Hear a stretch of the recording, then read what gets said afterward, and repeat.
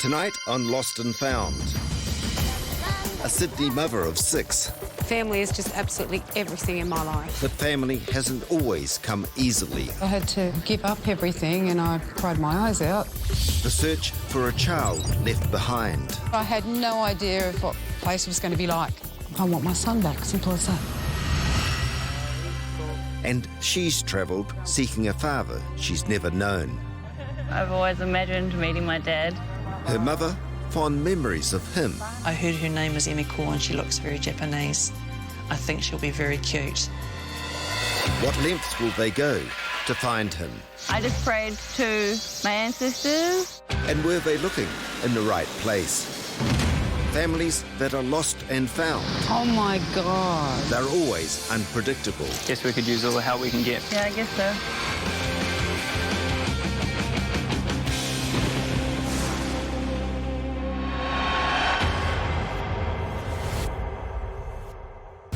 Hi, I'm Leanne Blake. I left my 4-year-old boy Peter with his dad 28 years ago in a place called Nightcaps in Southland, and I've not seen him since. I had no money. My marriage ended. I was forced to leave Peter behind with his dad when I returned home to Sydney. I'm planning to come to New Zealand to try and find him. Can you please help me? Time and distance can only create a deep sense of separation. Perhaps it's still possible to bring these two together. Head, shoulders, knees and toes and eyes and ears and... 48-year-old Leanne Blake lives in Sydney's western suburbs and works as a telemarketer. Leanne's been married 3 times and has had 6 children. I've got 4 girls at home. They're absolutely fabulous. They spend a lot of time at my house. They love being around me. I love being with them. We have lots of fun together and, you know, family is just absolutely everything in my life. After 20 years of marriage and raising daughters Gretel and Stella, husband Andrew knows very well what Leanne has achieved. Oh, she's an awesome mum, yeah. Yeah, she's always there for her kids, does everything for them. She always puts everybody else first before herself. But Leanne's pain relates to her firstborn, her son Peter, that she left behind in New Zealand 28 years ago. She does have enormous sadness, yeah, my word, yes. It's just a huge emotion that she goes through many times over. Andrew has always supported Leanne's search for her absent son. Oh, I want her 100% to be able to find and reconnect with Peter, because in her heart, it's a void that really needs to be filled. I'd never exclude him ever. Every Christmas, every birthday. I just want to have a relationship with the person that he is now. He's not a little boy anymore, he's a grown man, you know. Just to have all my family together would just, you know, just make life complete for me. Simple as that. Leanne met her first husband in Sydney, and soon after they moved, along with baby Peter, to his hometown in southern New Zealand, the small coal mining town of Nightcaps.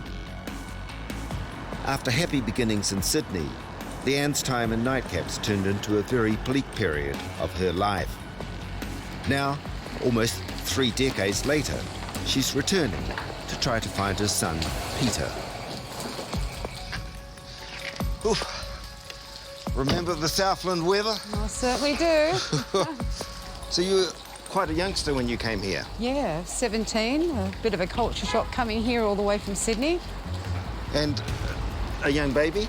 Yes, 8 months old. Bringing him here, I had no idea of what the place was going to be like at all.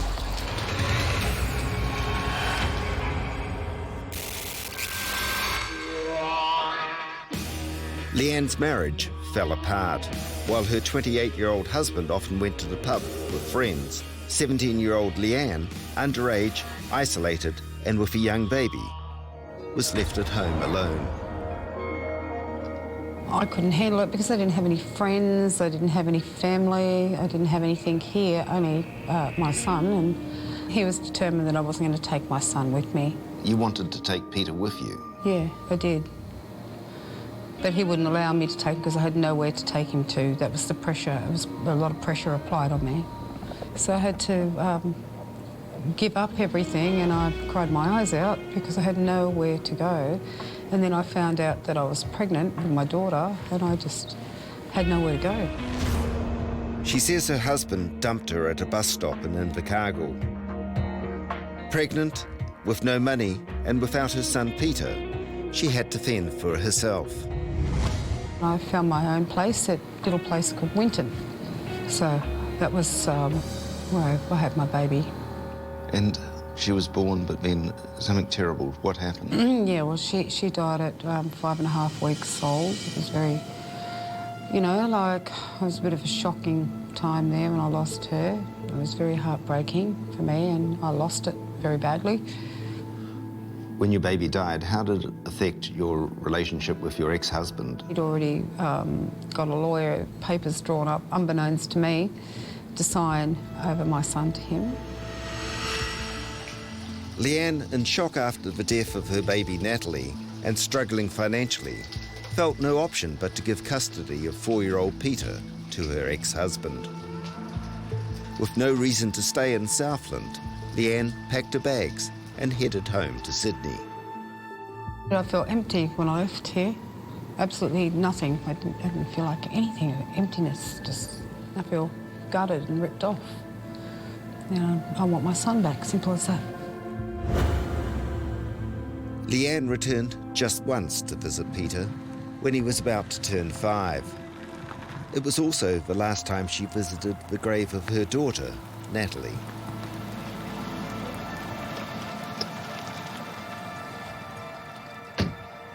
So, there's no headstone, just a white cross we're looking for? Yeah. Right. Leanne is not sure if anyone's been here to visit the grave at the Winton Cemetery since that last visit 27 years ago.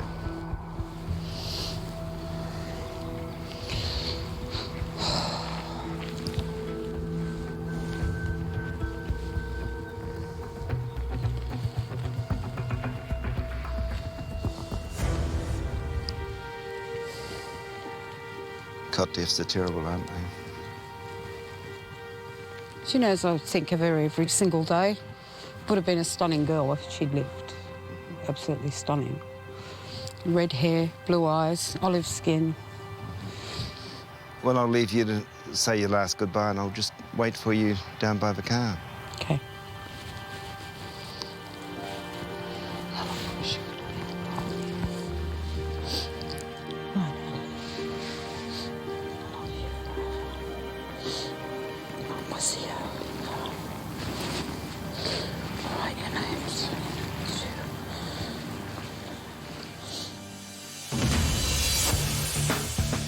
I've left Leanne to do some searching in Southland.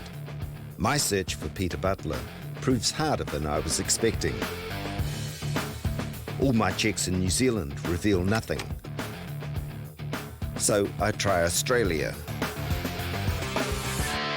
In the white pages, there's nobody obvious, but in another online search, I strike gold. A Peter Ross Butler. It may not be a current address, but there is a phone number. Hello? Oh, hello, is that Peter Butler? That's me. Peter, my name's David Lamus, and I'm calling you because someone's looking for you. Oh, yeah? Who's that? A woman called Leanne Blake. Leanne Blake.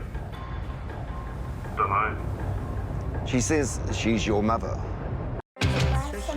Sydney telemarketer Leanne Blake was devastated when she had to leave her infant son behind in New Zealand 28 years ago. I've just tracked him down in Australia. Peter, my name's David Lamus, and I'm calling you because someone's looking for you. Oh, yeah? Who's that? A woman called Leanne Blake. Leanne Blake. Dunno. She says she's your mother. Oh, my mum. That's pretty random. She's been looking for you for quite a long time. Oh, yeah? Jesus. When's the last I heard? 5. She says she's thought of you every day since the last time she saw you. That's 27 years ago. That's random. She would like to meet you. Yeah. I'm a pretty firm person because I've had a pretty rough life, so I don't believe much till I see it. Well, Leanne's done a video message for you. Would you be happy to meet me so I could show you that? Yeah. Okay. All right.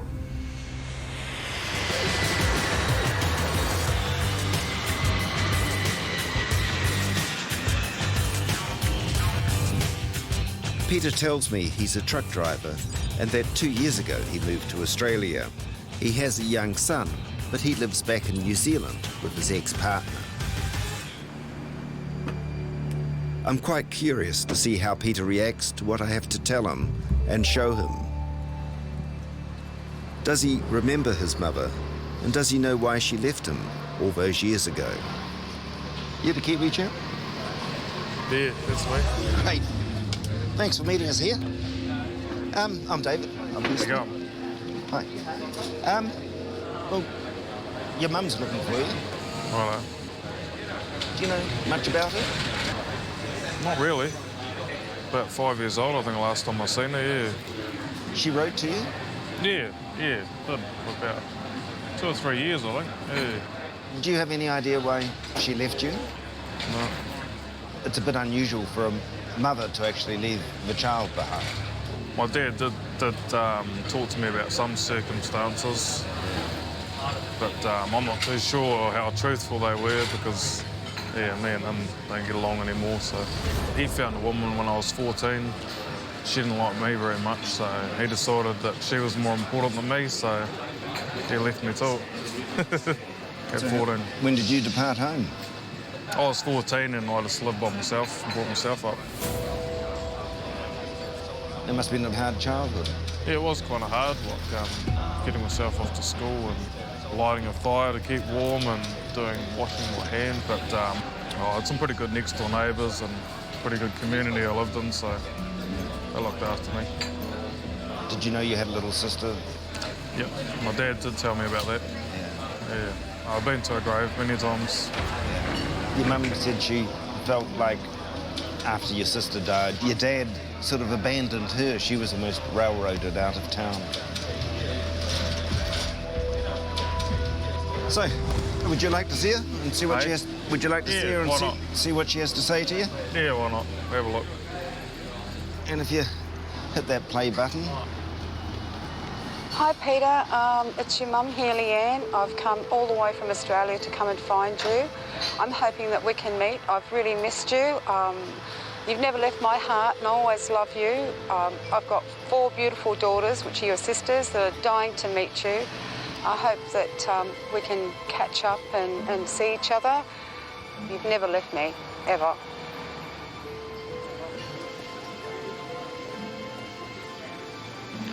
Oh, yeah?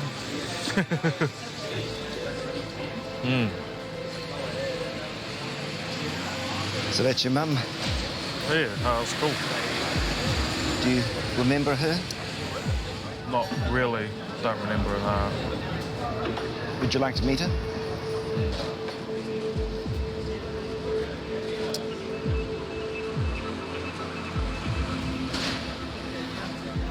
Yeah, why not? Why not? You only live once. So, any anxiety? Oh, yeah, I've been a bit nervous. It's been a long time. Got a lot of friends, but no family. So, apart from my son. So, yeah. Crazy. It's not surprising that Peter's protective shell seems closed. After becoming disconnected from his mother and later his father, and having separated from his partner, he's wary of relationships of any kind. I always got open arms for good people in my life, people that I can trust and people I can depend on. It's the people that I can't trust. I won't have anything to do with those sort of people. So for the moment, it's enough that he's agreed to meet his mum.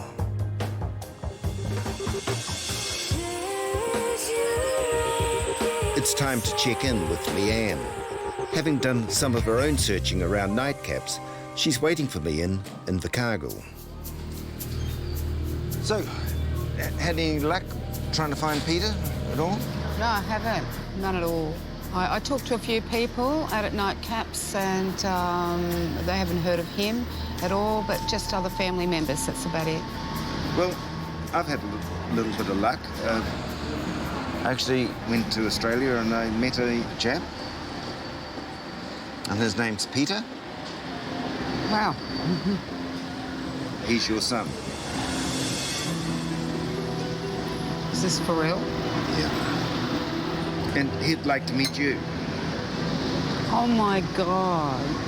This is for real, is this real? Oh, my God. So he can meet you and your girls and your husband? Fantastic. This is awesome. This is awesome. I want to scream, I want to shout, I want to jump, you know? So how do you think your girls and your husband... They're going to hit the roof. They're just going to jump for joy. They're going to be just so happy, you know, because they know how I feel about all this and they've always wanted a brother, so how awesome is that? For Peter, being a brother to siblings is something totally foreign to him. I'm not an emotional person because I'm so hardened. That's just my problem, like most people would be going on about stuff, but yeah. It's challenging the defences he has built around himself since his mother and father disappeared from his life way back in nightcaps. Leanne came to New Zealand to search for her son, but now, ironically, she's flying home to meet him in Australia, where he now lives.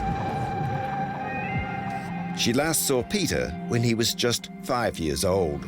Well, your family's just about to explode in numbers. You're going to get 4 sisters and a mum. How do you feel about that? Yeah, it's going to be pretty crazy. Don't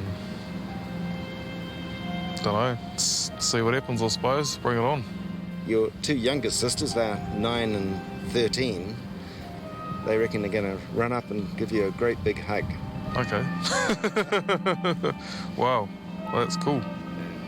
Yeah, look forward to it. After 28 years of wondering and worrying, Leanne is waiting down by the water's edge. You're just about to meet your son. How are you feeling? Excited, nervous, a bit shaky, butterflies, all the emotions. It's just, you know. You won't know this, but Peter's had one heck of a life. Oh. Hello, headband. Sydney mother Leanne Blake was forced to leave behind her firstborn in nightcaps, southern New Zealand. You're just about to meet your son. How are you feeling? A bit shaky, butterflies, all the emotions. It's just, you know. You won't know this, but Peter's had one heck of a life. When he was 14, his dad basically left him alone back in nightcaps, and he moved to Christchurch. And Peter fed for himself, chopped his own firewood, did his own washing, had to buy his own food, $40 a week. So for quite a few years, he actually had no family. If you were to walk over there and along there and see up on that ledge up there a guy in the blue and white stripes, he's up there waiting, and awesome. He would love to see you. I can't wait. Good luck. Okay, thank you. Thanks for everything. I was a bundle of nerves. I didn't know, what the reaction was going to be, or, you know, just felt butterflies, and, yeah, 28 years. He's my only boy, the only one, and he's my first son. He's my firstborn.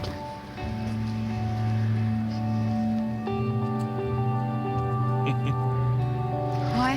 G'day, there you go. Hi.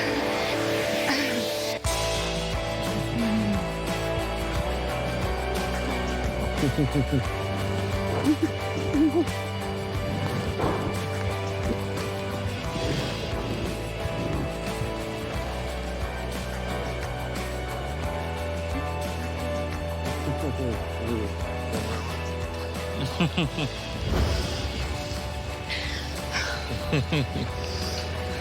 you so much for coming. No, that's all right. I wanted to come. Definitely. This is awesome. I'm so nervous. Yeah, I'm a bit nervous too. That's all right.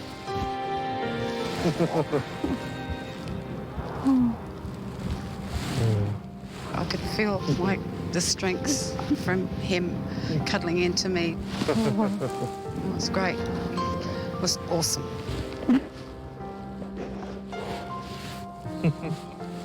I was pretty nervous, but at the same time wanting to actually meet. It was good, very emotional, especially for my mum.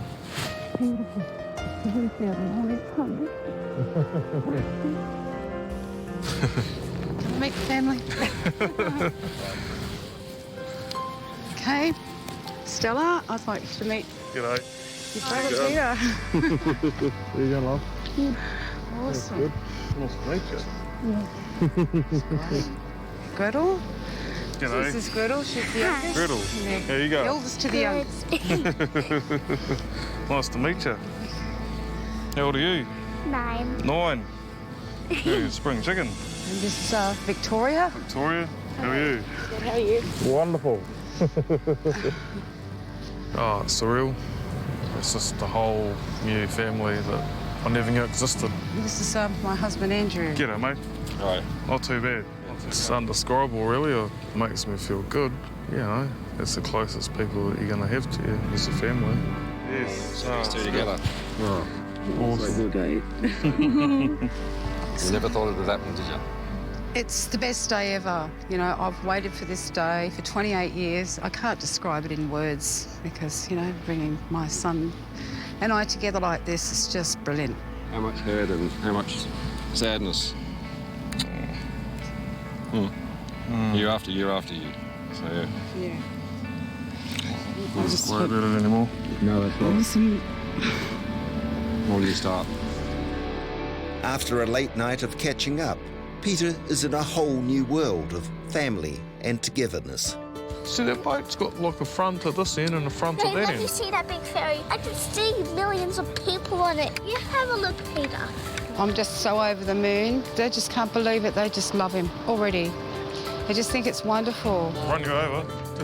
Just feel welcome and happy, and these people are definitely, yeah, they'll be in my life forever now. It's been probably one of the best experiences of my life, for sure. Yeah. Peter and his son are now part of Leanne's family. I just feel like everything's in completion. Everything feels right. We just feel united as a family, and it's how it should have always been, you know?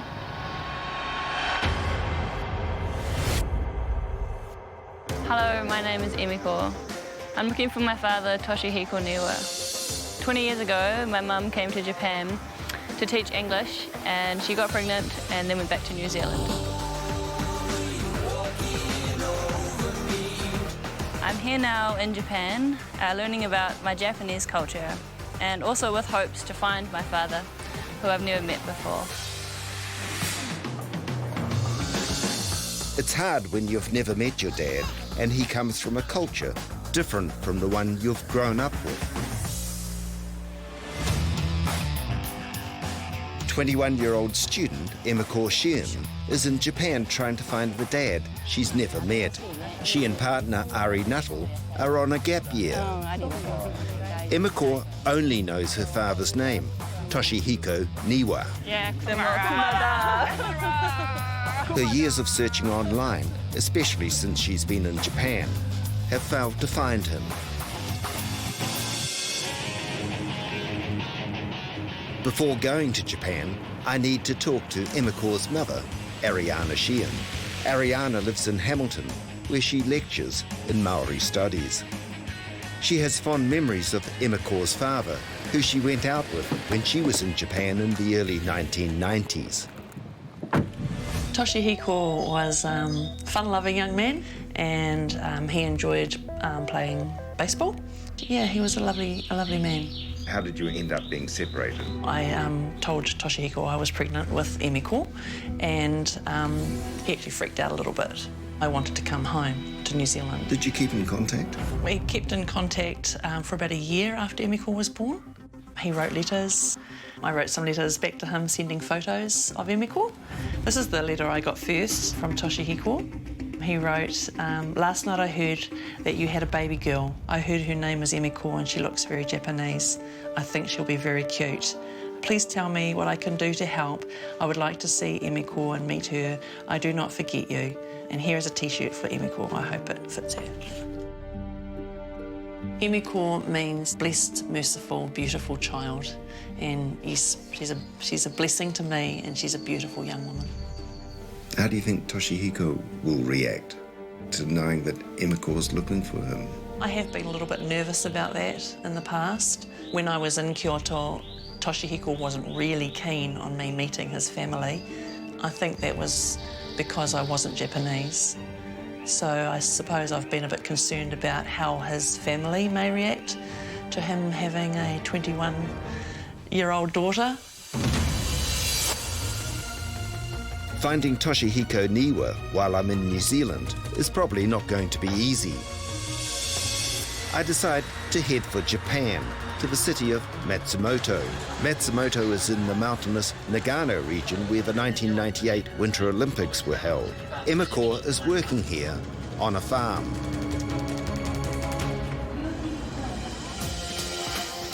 After talking to her mother, I know Emiko was raised in a big family with younger brothers and sisters. And even though her stepfather, Penny, treated her as a daughter, Emiko always felt a bit different because she knew her biological father was a mysterious Japanese man. Early on, I wasn't very curious about him. I kind of just knew that he was the story that I'd heard. I've always had photos of him, so visually I've been able to see him in my head. When I was becoming a teenager, I started to become more curious about him and who he was and where he was. How important is finding your dad for you? I've just met with 21-year-old student Emiko Shion in Japan. She's here looking for her Japanese birth father, Toshihiko Niwa, whom she's never met. When I was becoming a teenager, I started to become more curious about him and who he was and where he was. How important is finding your dad for you? I've always imagined meeting my dad, but I think it'll be a completely different thing when it happens. I don't know. I've got no idea what my reaction will be. Growing up, was it ever a problem being part Japanese? Obviously, I look a bit Japanese. As soon as I meet people, you know, my name's Emiko, so they always wonder, you know, where that name's from and where I'm from. You've come to Japan? Why? I'm here to learn about my culture and to learn about the Japanese people and their way of life. Maybe by the time I leave, I'll be able to call myself Japanese and feel good about it. Emiko has known her boyfriend, Ari Nato, since they were 7 years old. But it wasn't until they were in their late teens that they started a relationship. He's now very much involved in the compulsive search for her dad. Don don you go. Do you think he knows that song? I hope so. Finding her father always seemed like something which is a total long shot. It seemed like an impossibility. It's pretty crazy to think that an ancient fortress just turns into a tourist place like that, huh? Yeah. Emiko's quest to understand her Japanese side has led her to embrace aspects of Shinto. And Shinto is a kind of ancestor worship and nature worship religion. When you arrive, you go over to the washing area and wash your hands. Make sure that you're clean. Cleanliness is one of the 4 virtues of the Shinto religion. You gonna say a prayer for your dad? Yeah, I guess so. Guess we could use all the help we can get, huh? Do you have dad? You don't want to be cheap, these are gods.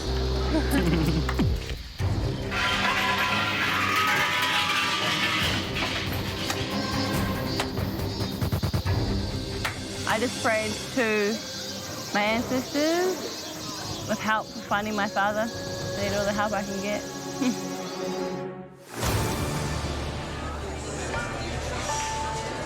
I begin searching for a phone number for Toshihiko Niwa, and an extraordinary thing happens. Google leads me straight to a Toshihiko Niwa living near Seattle in the USA.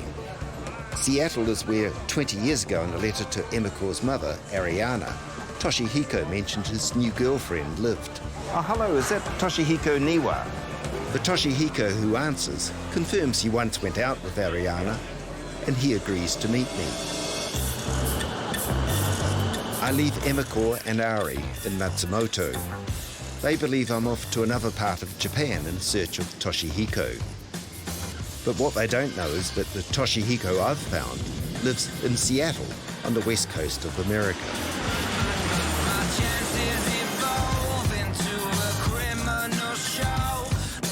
This Toshihiko hasn't yet confirmed that he's Emiko's father, but he's agreed to meet me on the outskirts of Seattle at the Starbucks near his home in Woodinville.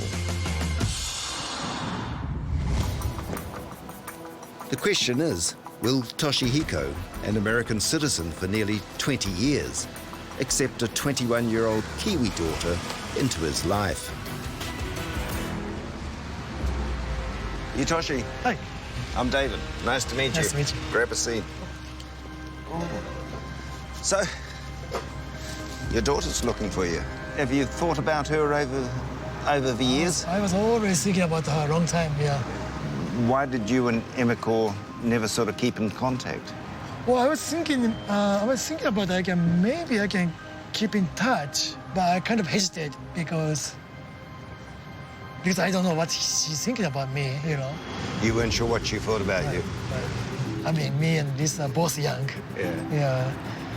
So I couldn't do anything. And plus, I was so complicated my life because I met an American lady, and I had to talk to my parents. And when I rang you and said that she was looking for you, how did you feel about that? I was nice and shocked, kind of surprised me.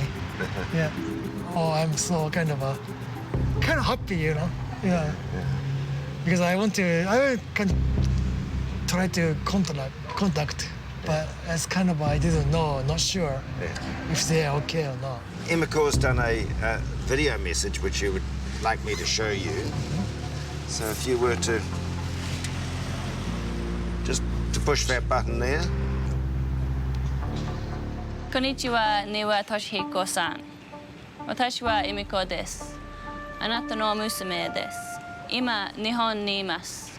Watashi wa Nihon no bunka ya Nihon no dento ni tsuite manabitai desu. Soshite, watashi wa tottemo anata ni aitai desu. Anata mo watashi to onaji you ni omotte kuretteru to ureshii desu. Arigatou. Good Japanese. You speak good Japanese. She was very keen to do it in Japanese so that it would impress you. She went to Japan to try and find you, to learn a little bit about her Japanese culture and to learn the language. It's perfect. Yeah. Yeah. She knows a lot of words now. Would you be happy to meet her? I like to see. And her mum could come too? That's fine, yeah, good. Yeah. And the boyfriend? The boyfriend. Yeah, all together.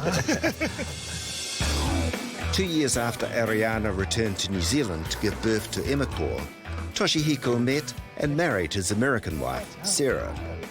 They have a 15-month-old daughter. Toshi exports fresh American produce to Japan. Sarah, who's encouraged her husband to find Emiko, is an occupational therapist.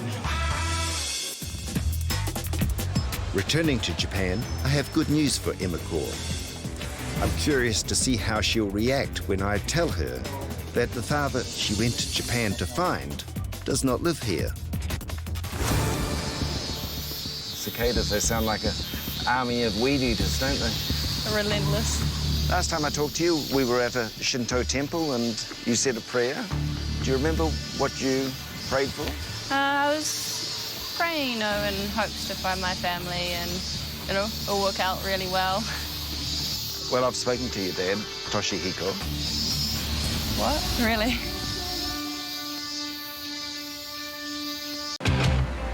"21-year-old student Emma Sheehan is about to find out that I've found her Japanese birth father, but she and her boyfriend Ari have no idea where I've found him. Well, I've spoken to your dad, Toshihiko. What? Really? And he'd really love to meet you. Oh, man. Really? Oh my gosh. There's a catch, though. He doesn't actually live here in Japan. Oh, really? Holy moly. In the wrong country. Damn. He's in the United States, in Seattle. Oh my gosh. Wow. Whew. That's a lot all at once, huh? Yeah. Wow.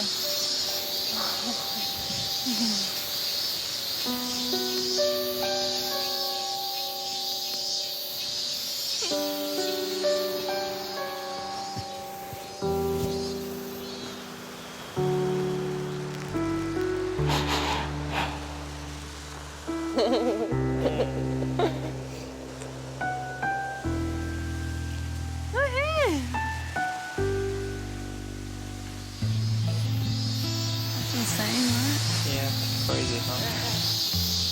So, would you like to go to Seattle to meet your dad? Really? Wow. Wow. Holy moly, that's a crazy opportunity, huh? Yeah, that's insane. I would love to go. Of course.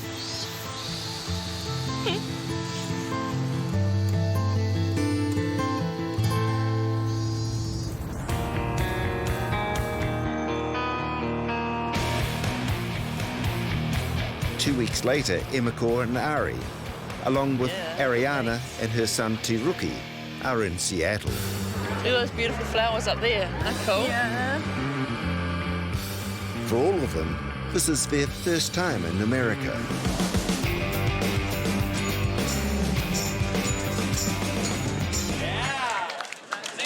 Family in New Zealand have chipped in to make sure Ariana could be here.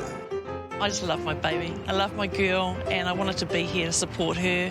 I couldn't let her go through this experience on her own without her whānau.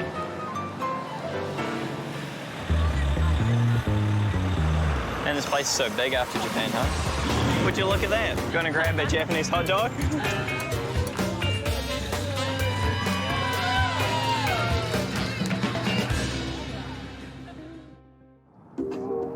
The next day, the moment Emiko has been waiting for has finally arrived. Just over there by the beach is a slightly older Toshi.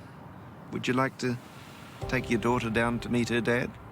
Yes, yeah, I would. All right. Good luck. Thank you.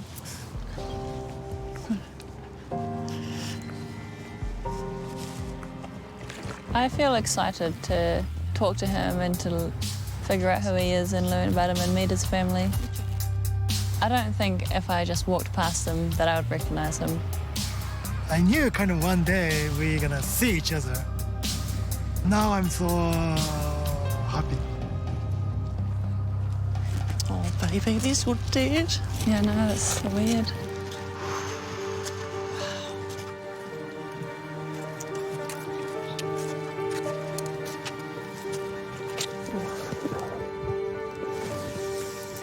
Sorry.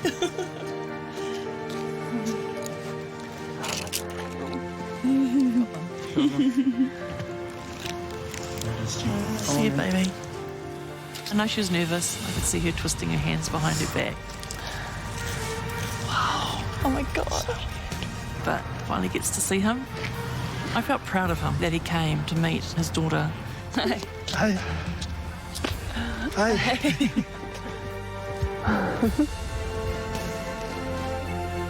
Oh my God, it's your father. Wow.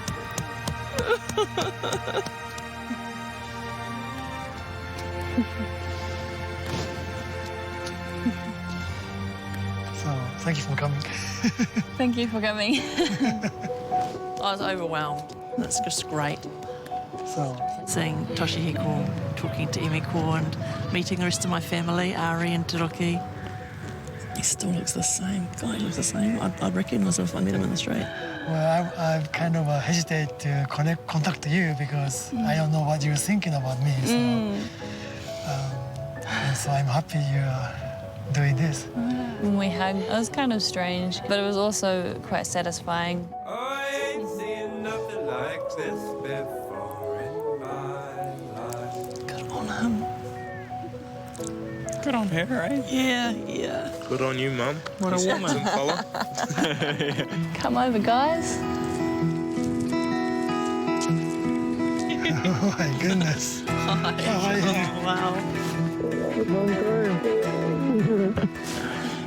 It's lovely to see you. Thank you so much for coming. Long time. Yeah. This is my boyfriend, Ari. Nice to meet you. Nice to meet you. This is my son, Tiroki. Hi. Emiko's brother. Nice to meet you. This is a letter you sent me. Yes, yeah. Toshi has never stopped thinking about the daughter he had never met. Oh, so lovely you kept that. Letters and photos that were sent to him by Ariana have been treasured, but it's taken 2 decades for him to get the Maori translation of Emiko's name. So this is Emiko. I wrote that okay? Yeah, that's correct. And Rearangi means treasure of the day, and Waitapu means sacred water. Yeah, this is Māori. Oh, cool. Emiko's 2 families are united. Toshi introduces her and Ariana to his wife Sarah and their baby. Toshihiko he's really great. He's a really nice guy. I was quite nervous the last couple of weeks and the few days that we were here before we met him. Pretty soon, actually, summer is coming. But then I can relax now because they're so lovely. Yeah. It feels like a weight's been lifted off my shoulders or something. After spending a week with her dad, Emiko and Ari return to Japan. Toshi finally has told his parents about Emiko, and they are keen to meet her. Toshi will do the introduction the next time he's in Japan. Emiko had a birthday just recently, and he gave her a gift for her birthday. In the card, he wrote how he was sorry that he'd missed all those previous years. But now they've got time to create new memories, and brought a tear to my eye. He's a really great guy, and I'm so excited to get to know him more. Home run. Nice.